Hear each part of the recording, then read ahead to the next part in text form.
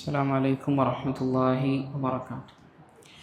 അൽഹംദുലില്ലാഹി വസ്സലാത്തു വസ്സലാമു അലാ റസൂലില്ലാഹി വഅലാ ആലിഹി വഅസ്ഹാബിഹി അജ്മഈൻ. അമ്മാ ബഅദ്. ഇത്തഖുല്ലാഹ ഇബാദല്ലാഹ്. നമ്മൾ ഓരോരുത്തരും റമദാൻ മാസത്തിലെ അവസാനത്തെ പത്തിലൂടെയാണ് കടന്നുപോയിക്കൊണ്ടിരിക്കുന്നത്.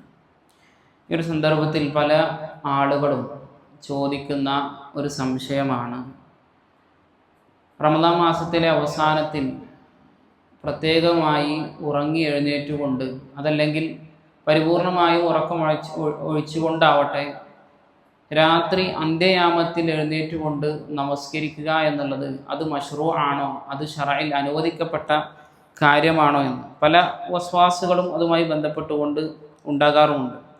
അതുമായി ബന്ധപ്പെട്ടുകൊണ്ട് ഒരു സംഭവമാണ് സൂചിപ്പിക്കാൻ ഉദ്ദേശിക്കുന്നത്. ഖൈസ് ബിൻ തുൽഖ് ബിൻ അലിൻ റളിയല്ലാഹു തആല അൻഹു, അദ്ദേഹം താബിഈയാണ്, ഖൈസ് റഹ്മത്തുള്ളാഹി അലൈഹി. അദ്ദേഹം ഉദ്ധരിക്കുന്നൊരു ഹദീസിൽ കാണാം, അദ്ദേഹം പറയുന്ന സംഭവം കാണാം, സാറന അബി തുൽഖ് ബിൻ അലി റളിയല്ലാഹു അൻഹു, ഞങ്ങളുടെ പിതാവായ തുൽഖ് ബിൻ അലി റളിയല്ലാഹു തആല അൻഹു, അദ്ദേഹം സഹാബിയാണ്. അദ്ദേഹം ഞങ്ങളെ സന്ദർശിക്കുകയുണ്ടായി. ഫി യൗമിൻ മിൻ റമളാൻ, റമളാൻ മാസത്തിലെ ഒരു ദിവസത്തിൽ ഞങ്ങളെ സന്ദർശിക്കുകയുണ്ടായി. ഫഅംസാ ബിനാ വഖാമ ബിനാ തിൽക്കൽ ലൈലത വഔതറ ബിനാ, അങ്ങനെ അദ്ദേഹം ഞങ്ങളുടെ കൂടെ നിൽക്കുകയും വൈകുന്നേരമാവുകയും അദ്ദേഹം ഞങ്ങളോടുകൂടെ നമസ്കരിക്കുകയും ഞങ്ങളോടൊപ്പം തന്നെ വിത്റാക്കുകയും ചെയ്തു.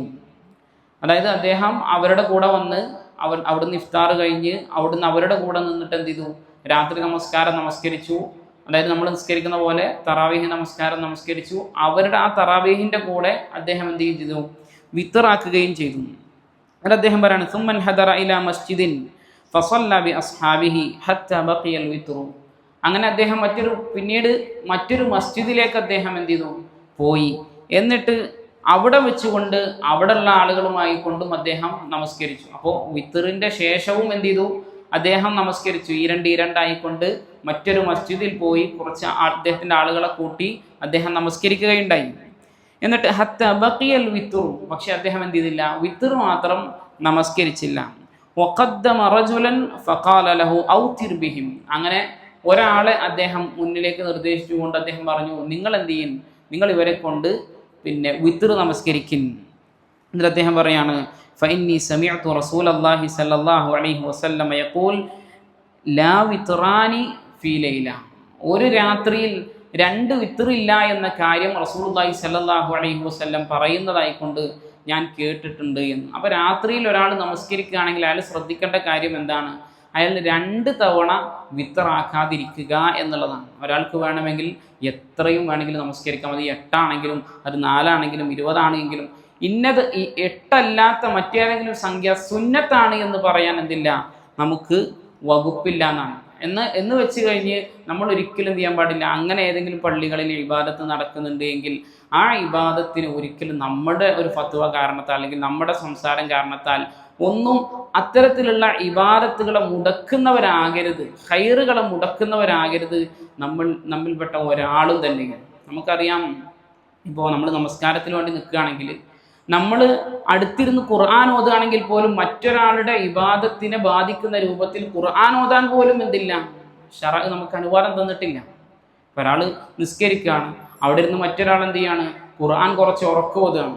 ഖുർആൻ ഓതലും ഇബാദത്താണ്, അതോടൊപ്പം തന്നെ നിസ്കരിക്കൽ ഇബാദത്ത്. അപ്പോൾ ആ ഖുർആൻ ഓതുക എന്ന ഇബാദത്ത് കൊണ്ട് തന്നെ മറ്റൊരാളുടെ ഇബാദത്തിൽ ഖലൽ വരുത്താൻ, ഒരു ഇടർച്ച വരുത്താൻ അനുവാദം നൽകാത്ത മതമാണ് ഇസ്ലാം എന്നുള്ളത്. അപ്പോൾ മറ്റിതര കാര്യങ്ങൾ കൊണ്ട് അങ്ങനത്തെ ഇബാദത്തുകളേ ഇല്ല, അതല്ലെങ്കിൽ ആ ഇബാദത്തിന് കോട്ടം വരുത്തുന്ന രൂപത്തിലുള്ള സംസാരങ്ങൾ കൊണ്ട് ഒക്കെ ആ ഇബാദത്തിനെ തന്നെ ഇല്ലാതാക്കി കളയുന്ന പ്രവർത്തനം എത്ര ഗൗരവമുള്ള കാര്യമാണ്. അപ്പോൾ അതെന്ത് ചെയ്യാൻ പാടില്ല, ഒരു മുസ്ലിം എന്നുള്ള നിലയ്ക്ക് എന്ത് ചെയ്യാൻ പാടില്ല, നമ്മിൽ നിന്ന് ആരും ഉണ്ടാക്കാൻ പാടില്ല. നമുക്ക് ചെയ്യാൻ സാധിക്കുന്നില്ലേ, നമ്മൾ ചെയ്യണ്ട. പക്ഷേ ഒരിക്കലും ഇബാദത്ത് മുടക്കികളാകരുത്. അത് കേവലം ഫത്വ പറഞ്ഞുകൊണ്ട് മാത്രമല്ല, ഇപ്പം നമ്മൾ പള്ളിയിൽ ഇരുന്നു കൊണ്ട് ഇങ്ങനെ സംസാരിച്ച് സമയം കളഞ്ഞുകൊണ്ടും മറ്റൊക്കെ ഇരിക്കുകയാണ്. അതിലേറെ നല്ലത് അയാൾ പോയി ഉറങ്ങുന്നതാണ്. കാരണം ആ സംസാരം മറ്റുള്ള ആളുകൾക്ക് എന്ത് ചെയ്യും, പ്രയാസം ഉണ്ടാക്കും, അയാളുടെ ഇബാദത്തുകളിലൊക്കെ പ്രയാസം ഉണ്ടാക്കും. അതിലേറെ നല്ലത് അയാൾക്ക് പോയി ഉറങ്ങാൻ പറ്റുകയാണെങ്കിൽ അയാൾ ഉറങ്ങട്ടെ.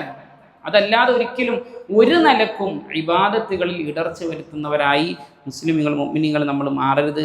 അല്ലാഹു സുബ്ഹാനഹു വ തആല കാര്യങ്ങളെ കൃത്യമായി മനസ്സിലാക്കാനും അതനുസരിച്ച് ജീവിതത്തിൽ പ്രാവർത്തികമാക്കാനും എല്ലാമുള്ള തൗഫീഖ് നമുക്ക് ഏവർക്കും നൽകി അനുഗ്രഹിക്കുമാറാകട്ടെ.